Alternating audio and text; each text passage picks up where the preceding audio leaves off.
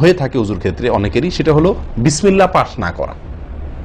ওযুর শুরুতে কি পাঠ করতে হয়? বিসমিল্লাহ। আপনি যখন হাত ধুয়ে তো ওযু শুরু করবেন, দুই হাতের কবজি দুই হাতে ওযু শুরু করবেন না, প্রথম কাজ, তার আগে আপনি কি কি করবেন? বিসমিল্লাহ। বিসমিল্লাহ বলে হাত ধুয়ে তারপর ওযু শুরু করবেন। বহু লোক আছি আমরা ওযুখানায় ওই গল্প করতেছি, আড্ডা মারতেছি, কথাবার্তা বলতেছি, এই বলতে বলতে ওযু শুরু করে দিছি। তাহলে বিসমিল্লাহ কখন পড়তেছি? বিসমিল্লাহটা অনেক সময় অমনোযোগিতার কারণে, অবহেলার কারণে, অন্যমনস্কতার কারণে বিসমিল্লাহটা অনেক সময় আমরা বলতে ভুলে যাই। অথচ এই বিসমিল্লাহ পাঠ করা ওযুর শুরুতে অনেক বিশেষজ্ঞ আলেমের মতে ফরজ।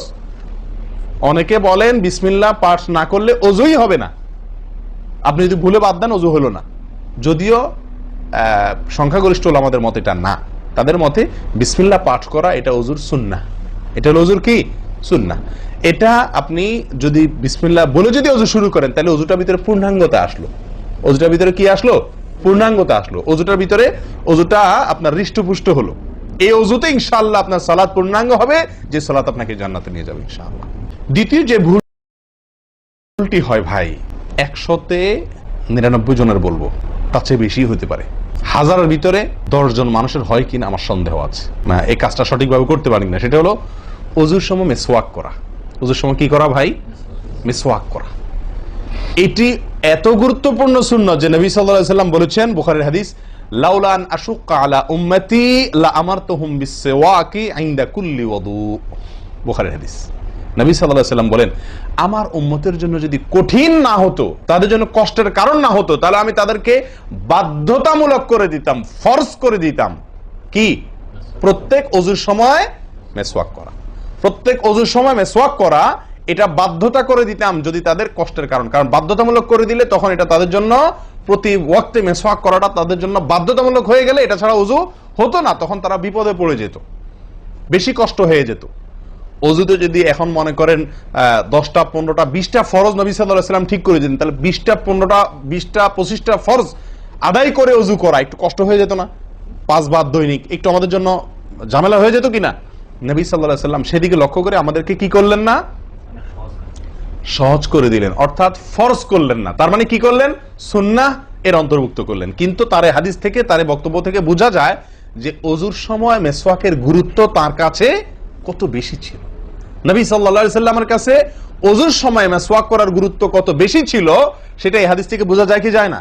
তিনি চাইছেন আমাদেরকে ওযুর সময় মেসওয়াকের নির্দেশটা বাধ্যতামূলক করতে। শুধু করেন নাই কেন? আমাদের কষ্টের দিকে লক্ষ্য করি।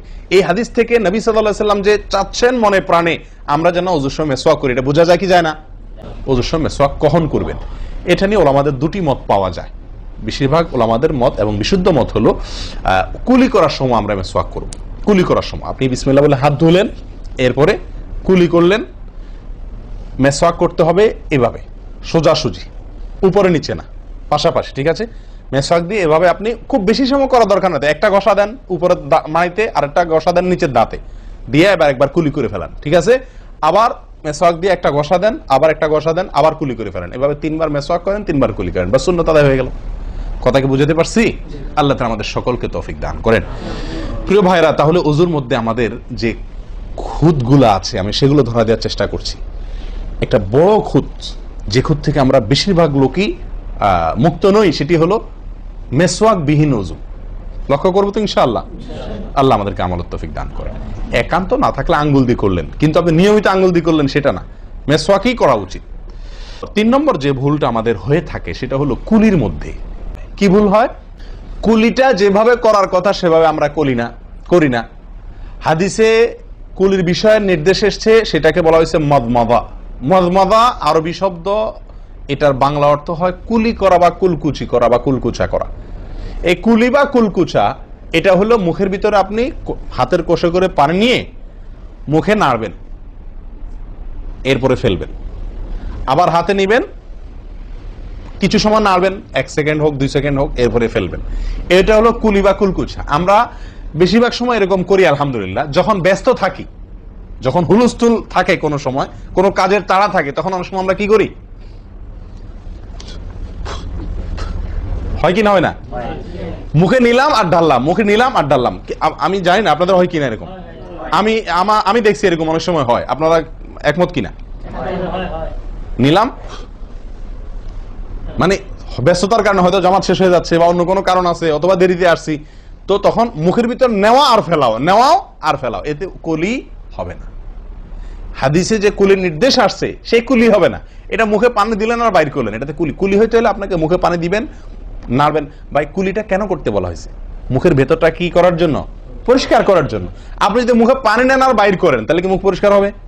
আপনাকে তো মিনিমাম 1-2 সেকেন্ড হলেও নাড়তে হবে জিনিসটা, পানিটা, তাহলে আপনার মুখটা কি হবে? পরিষ্কার বা পরিচ্ছন্ন হবে। আল্লাহ তাআলা আমাদেরকে আমলের তৌফিক দান করেন।